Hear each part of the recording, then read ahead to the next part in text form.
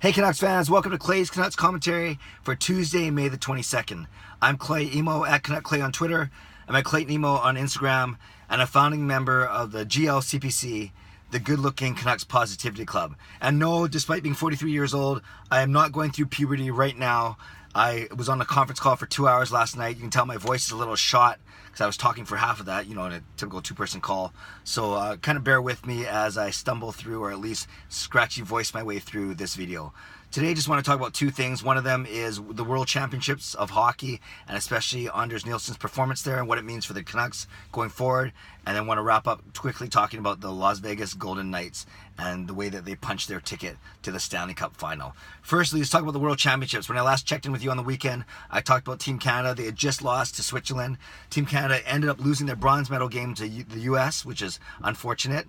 And of course, Sweden went on to win the gold medal by beating Switzerland in an exciting shootout victory. And Anders Nilsson, the Canucks' backup goaltender, backstopped Sweden to the victory, to the gold medal. In fact, Nilsson was undefeated in the entire tournament. It doesn't matter that Lundqvist and Markstrom and other guys said no to play. Nilsson started as the backup for that team, quickly won the starting job, and yes, went undefeated, had awesome save percentage and goals against stats, and basically came up big, whether it was playing behind better players overall, a higher quality, whether it's the bigger ice, whether it was confidence, whatever it was, he played outstanding, and now sets up an interesting, a good dilemma for the Canucks going forward as I watch that garbage truck go by me, as they look ahead to next season.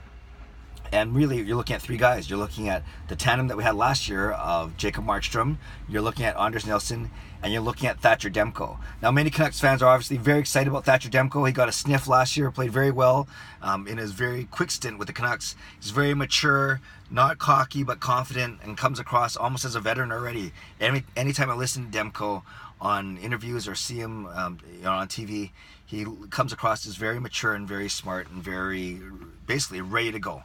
And I think Canucks fans see him as a huge piece of the rebuild going forward. So I put a poll up on Twitter, and I got 200 votes in 12 hours, and I basically said, which tandem do you want to see next year for the Canucks? And there are three choices. Last year's tandem of Markstrom and Nilsson, Markstrom-Demko tandem, and then a Nilsson-Demko tandem. And the results were very telling. Of those 200 people, just looking at it right here, I just want to make sure this math adds up. Yes, 59%, so 6 out of 10, almost 60%. 59% said they wanted to see Markstrom and Demko. 25% wanted to see Nilsson and Demko, and only 16% wanted to see last year's tandem return of Markstrom and Nilsson. So 84%, the 59 plus the 25, the overwhelming majority want to see Demko in the net.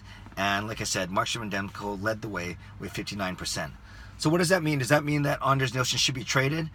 You can argue that his trade value is the highest it's ever been. It was very low during the season, of course, but with his World Championship gold medal, maybe now is the time to move him. Now is the time to look at moving him.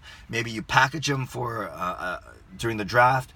Maybe do a straight-up trade around free agent time, or maybe wait till the summer. Whatever it is, obviously the Canucks cannot go with three goaltenders to start the season next year in Demko, Nilsson, and Markstrom. One of them will have to move. And it looks like if they're as high on Demko as I know that they are, and if they're very confident in Markstrom, then obviously Anders Nilsson looks to be the odd man out. And now is a good time to trade him, given his strong performance at the World Championships. So leave a comment below. Of those three tandems, which tandem would you like to see returning to the crease for the Canucks next year? And if it is indeed Markstrom and Demko, what do you think is reasonable for Anders Nilsson? Is it a third rounder? Is it a fourth rounder? Is it another roster player? What would you think? Not what do you, what's your blue sky? Don't be unrealistic. Basically, put a realistic comment down below on what do you think we could get in a trade for Anders Nilsson. So that's the first thing. Second thing, really quickly, wow, the Vegas Golden Knights, they are now waiting for the winner of Washington-Tampa Game 7, and they are licking their chops, waiting, well rested, as they've dispatched all the teams very quickly in the playoffs. And now they're waiting for the winner of that Washington-Tampa series. So I put up another Twitter poll. It must be the theme of today's video. And that one also got 200 votes. And I basically said this. Given the Vegas Golden Knights success, are you happy? Are you neutral? Or are you upset?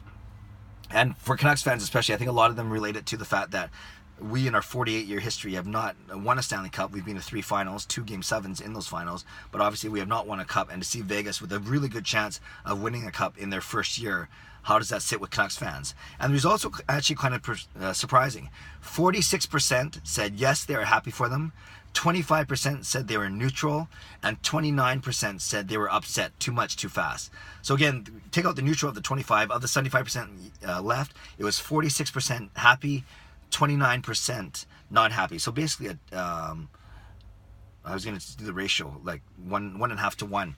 So a majority is saying that they're happy for them. So, you know, whether you call it a Cinderella story or against all odds, we know that the Vegas Golden Knights, we know how they did well in the expansion draft, and they lucked out by making all these backroom or these other deals to wind up with guys like Riley Smith and Jonathan Marchessault from Florida, to wind up with guys like Holla and Tuck from Minnesota, and sprinkle in some veterans and some great goaltending like from Marc-Andre Fleury, and then you got guys like James Neal and even the incomparable Lucas Spiza from the Canucks.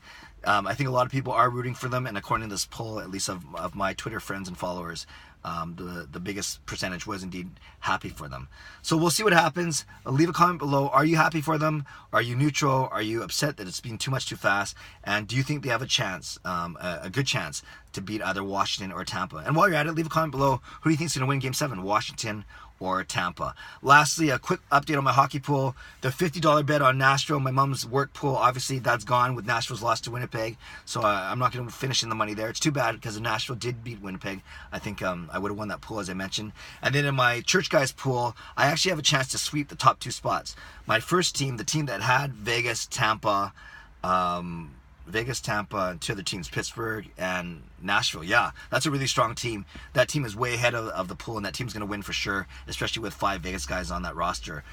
The other team, the second team, which I call Emo, the first team's called Clay, that was the one that had LA and Toronto, bad picks, and it had Washington and Winnipeg.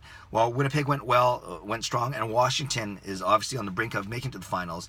If Washington wins tomorrow night, then I come in second place, because that team will pass the guy who's in second. If Washington loses to Tampa, then I think I'm going to fall short of second by a point. Or, actually, it depends how well the Washington guys do. Yeah, that makes more sense. I have 4 Washington players, and even if they don't advance, but they get some points tomorrow in Game 7, then I will actually leapfrog the second place guy and then finish in the money. Really what that means for anyone who runs pools, you know what that means. It simply means you don't have to pay anyone at the end.